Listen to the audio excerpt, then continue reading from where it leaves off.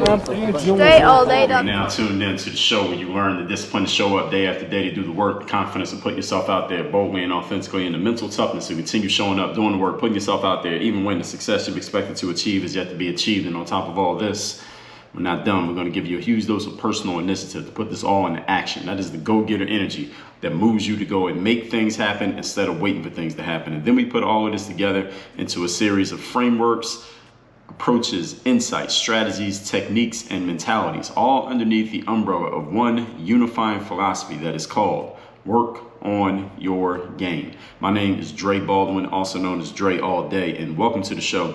And today's topic is how to stop being offended by things. The reason why I'm talking about this, actually, I'll explain that in a moment. First, let me tell everybody that to get some continuing education, continued enrichment from what you get on to work on your game masterclass, this show right here, what you're going to do is text me so that you can get my daily motivation text every morning straight to your phone to go along with the message you're going to get from this show. My number to text me at, and it's the same number I'm going to text you from, is 305-384-6894. So send me a text at that number, and every day you're going to get the daily motivation text straight to your phone, free of charge, guaranteed to keep you focused, sharp, and on point. That number again, 305-384-6894. Text me there to get the daily motivation. Now, this topic, how to stop being offended by things. We talked about many times here on the show, we talked about how you cannot be a leader and be a victim at the same time. There are a lot of people these days walking around with the mentality of being a victim. If you choose to be that person, it is your choice, it's your life to live, but understand that you cannot be empowered, you cannot do powerful things, and you cannot dictate the outcomes of your life. You can't be a high agency person while at the same time being a victim. So you do have to make a choice. I told you in episode 1889 that we want more leaders and fewer victims. Episode 1888, the victims have become the new dictators, but that's not going to last for long. Episode 1613, why victimhood sells. Episode 1524, why we are not victims. Episode 645, how to never be a victim.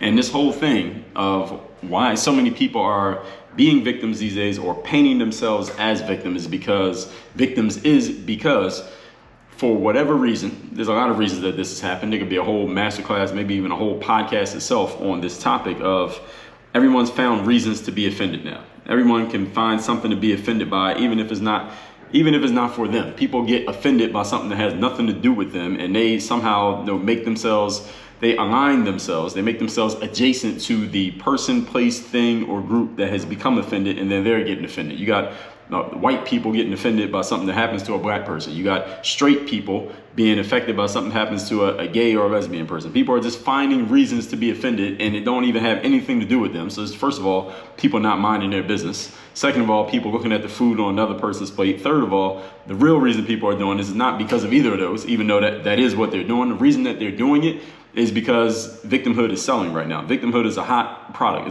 There's a bull market for victimhood right now. But again, as I told you, that is eventually going to unwind, is going to slow down.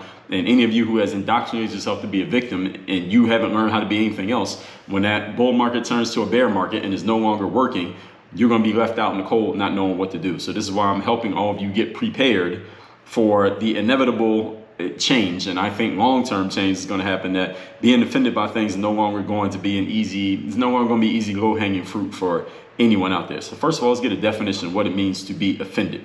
The word offended is defined as resentful or annoyed, typically as a result of a perceived insult. And what's interesting now is that this definition has gotten expanded. There's another thing we've noticed these days where victimhood has become popular, is that people are expanding definitions just so they can grab more things to be victimized by, more things to be offended by, more things to claim that they are being harmed or attacked or marginalized by, or they were hated on by, or whatever phrases people use to make themselves look like they are getting beat down by life. Again, this is a bitch ass mentality, and I personally could never be this type of person, and I think if you're listening to this show, you probably couldn't either. But just in case you might have a little bit of this you might have a little bit of the remnants of this within you, I'm going to make sure that we extinguish all of that, again, because in the long run of life, being a victim is not going to get you where you want to go, let alone the societal change that Again, right now, being a victim temporarily is, you can kind of get yourself in an advantageous position, but it's not going to last. And you better be ready for playing the game on the other side of the board, if you understand what I'm saying. So being a defender has become this new offensive weapon, as I talked about in episode 1888, I mentioned a moment ago. But this tide is going to turn, and I suggest that you not depend on using feigned offense or feigned harm or feigned victimhood in order to gain sympathy. I would suggest rather you do something that is more sustainable, more duplicatable and repeatable, and also that gives you more agency, which is positioning yourself as a person of power. Would you rather be a person of power, or would you rather be a victim? Personally, I'd rather be the person of power. You can choose for yourself, but I'll lay out the options here. You can do what you wish. So let's dig into that today. Point number one. Today's topic, once again, is how to stop being offended by everything or by anything, period. Number one, stop expecting everything to go your way so that you are no longer thrown off balance when things do not go your way. Let's let that one sit for a minute, because that's one that I want everybody to think about. Remember that life is not designed necessarily with you personally in mind, or me, or any other individual person, even though from the outside looking in, you might think that life is designed for certain people to have everything work in their favor. It is not. That is not what it looks like from the outside. You might think somebody else's life it seems all perfect and easy because you're not living it, but when you walk a mile in their shoes, you'll wish you were back in your own shoes. Do not expect everything to go the way that you want it to go. Life is designed to go just how it goes. Sometimes things will work in your favor, sometimes they won't. But understand that when you take control of your mindset, because you can always control your mentality, regardless of how you're able to influence or unable to influence circumstance. When you control your mindset, that's something that you can always do, regardless of what's happening in the physical world, the externalities outside of yourself. And when you take control of that mindset, what happens is you start to have more control over the things that do happen.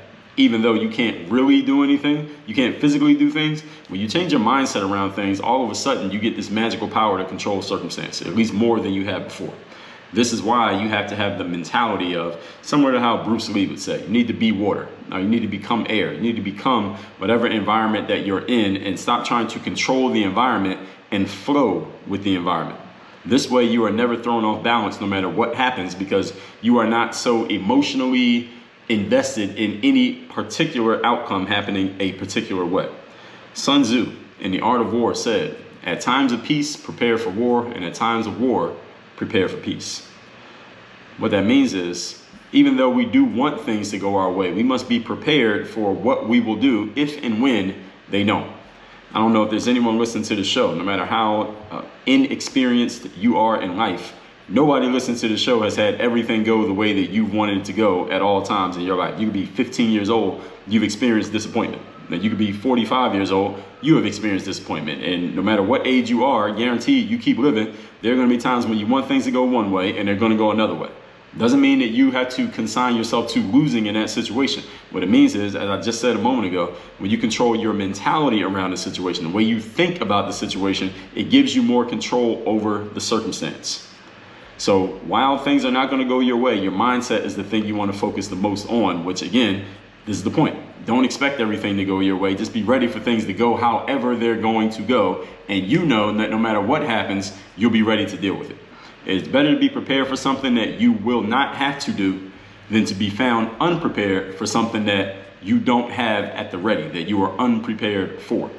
So these days I've seen many people showing, feigning, claiming offense at things allegedly not going their way, and then they're creating basically a news item out of the fact that something didn't go the way that they wanted it to go. But understand, nobody has everything go their way all the time. So if we all did this, then that's all the news would be. It's just a whole bunch of people bitching and complaining about what isn't going their way in life. The fact is, all of us have certain things. If you really think about it, everyone listening to me right now, you have at least one thing in your life that you can think about that is not going the way that you want it to go right now. Is this true or not? Anybody listening have everything going perfect right now in your life? I don't care who you are, how much money you make, how big your muscles are, how happy your family is, how shiny your car.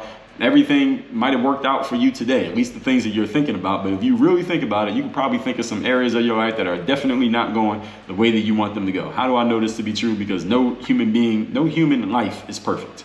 No circumstance is perfect. Circumstances are completely neutral. It's just the way that we choose to look at them that paints them as positive, negative, a work in progress, everything's going great, etc. And since human beings are flawed characters, and we are mere mortals, none of us has everything going perfect, even by our own estimations at all times. Since nobody has everything going their way at all times, here's what powerful people do, as opposed to victims, weaklings, and bitch-ass thinking people. Powerful people, although things are not always going their way, they just don't allow this fact, this reality, to stop them. That's it. A powerful person does not have everything working the way that they want it to all the time, despite what you may think from the outside looking in. Those of you who maybe don't consider yourselves powerful just yet, they don't have things going their way all the time. All they do is not allow that fact to slow them down from continuing to do what they do need to do, the things that they can control. The same things the same way every time. It doesn't stop them from executing on their disciplines. It doesn't stop them from executing on their strategies and their plans. Whereas, on the other hand, weaklings and bitch-ass thinkers, complainers, whiners, know what they do? They allow the fact that certain things aren't going their way to stop them in their tracks and keep them from moving forward. This is a simple distinction between powerful people and weaklings. Point number 2.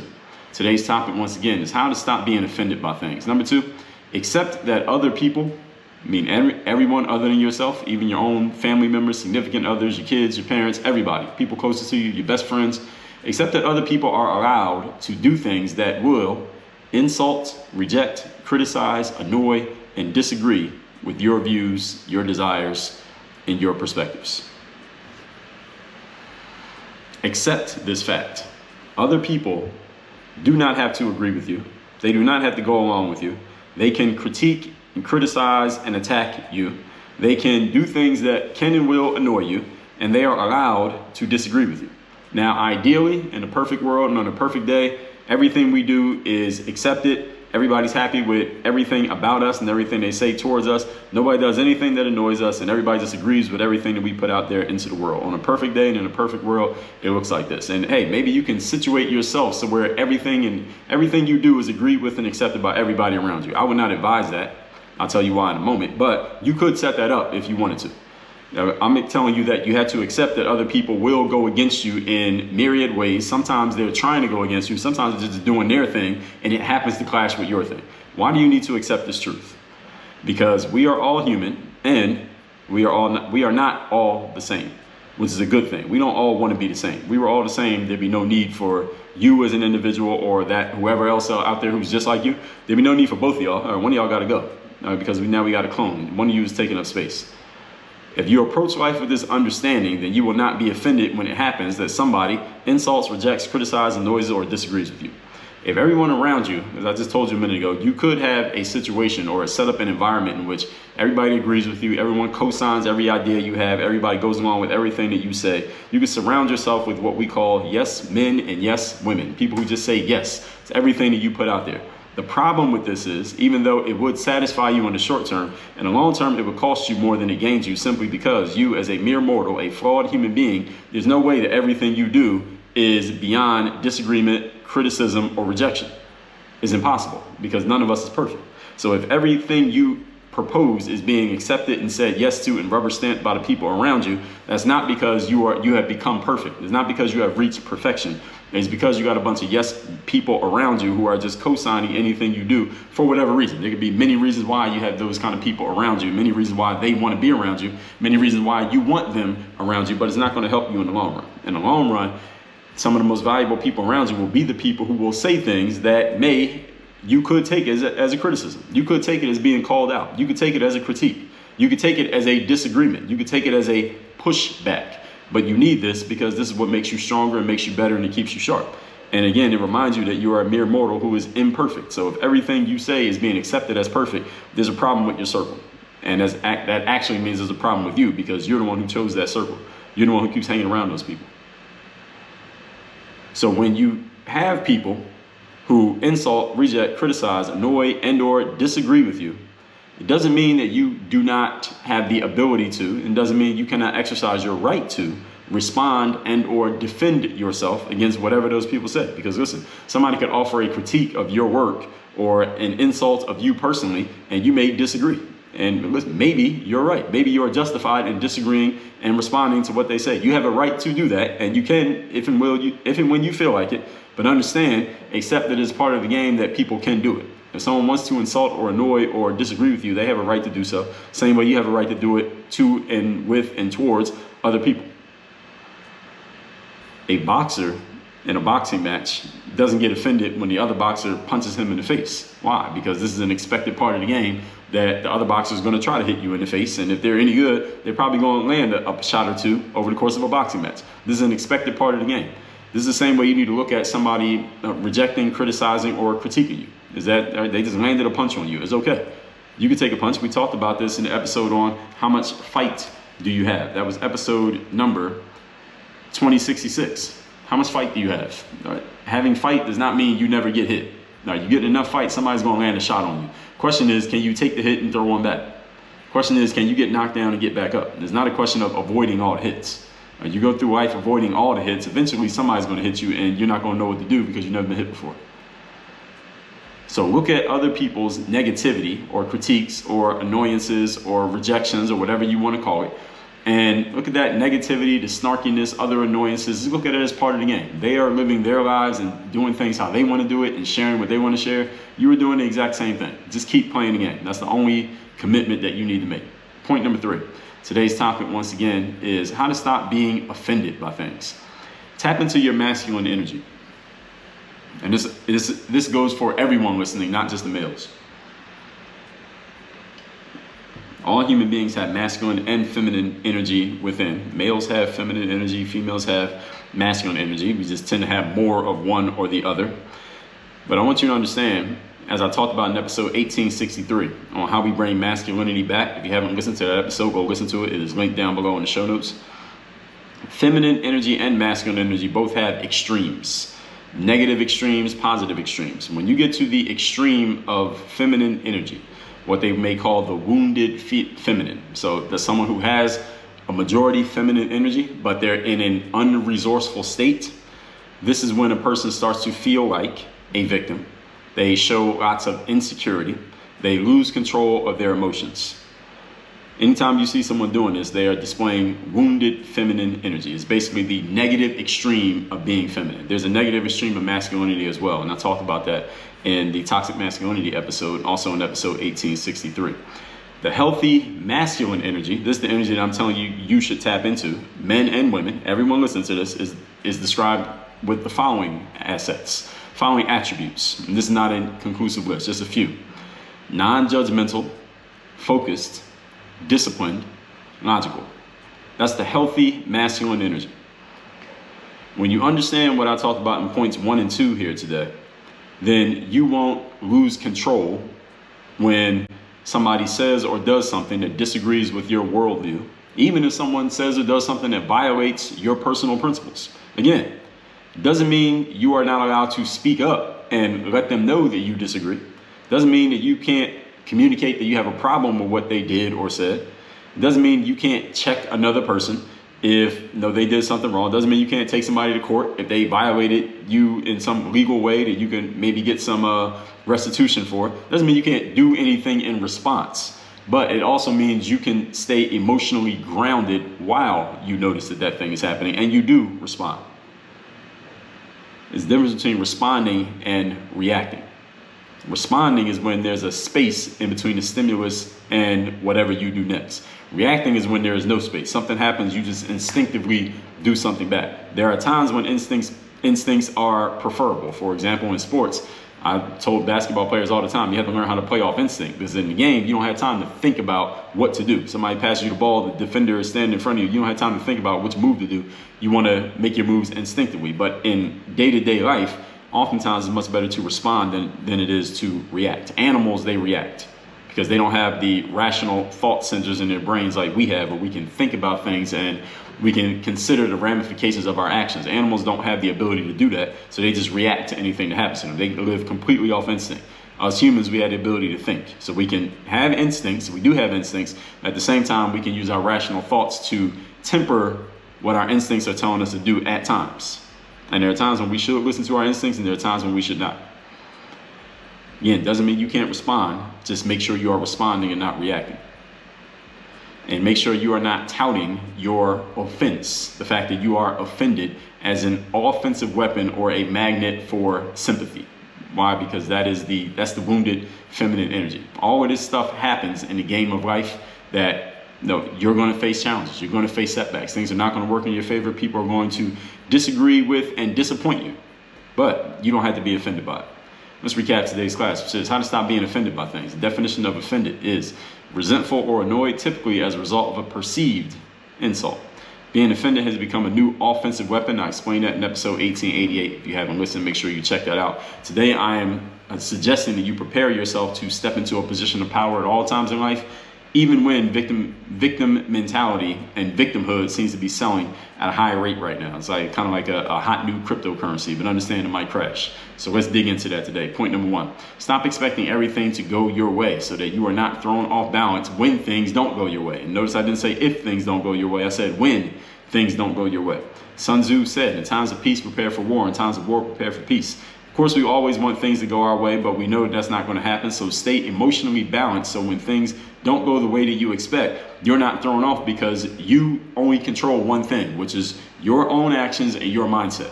And you can always control your mindset around a situation, even if the situation is ideal. Powerful people don't let the fact that things aren't always going their way stop them, while weaklings do let it stop them. Simple as that. Point number 2, accept that other people are allowed to insult, reject, criticize, annoy, and disagree with you. Why? Because everybody else is living their own lives. Most of the time they are doing things and saying things that are not really about you. It's about them, because nobody is as focused on you as you are on you, the same way you're not focused on other people.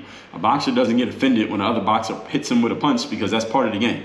You need to look at life the exact same way. When someone disagrees with you or annoys you or does something that you don't agree with, that you need to respond to, you're not emotionally thrown off by the fact that you need to respond. You understand? Just keep playing the game.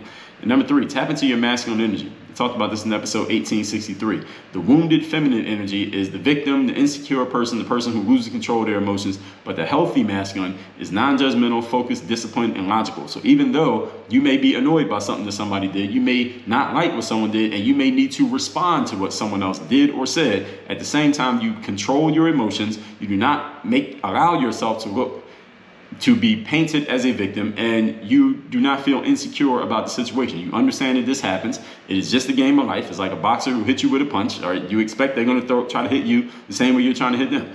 Doesn't mean you can't speak up or check somebody or respond in a certain way. It just means you are not using your offense, being offended, as an offensive weapon or a magnet for sympathy. It's all in the game of life and the game of people. All this said, send me a text. You can get my daily motivation text every day, free of charge, straight to your phone. My number is 305-384-6894. And any of you who's looking to be coached directly by me, if you like what I give you here on this show, trust me, when you get on calls with me, when you get into my group calls and you get into my live member-only trainings, we take this thing to a 10, 20, 50, 100x level. You can ask anybody who's in any of my programs. They will concur. All of my coaching programs, the Bulletproof Mastermind group program, 3rd-day Mastermind one-on-one program, you can get all information, sign up for a call, or get started immediately at workonyourgameuniversity.com. Work on your game. Dre all day.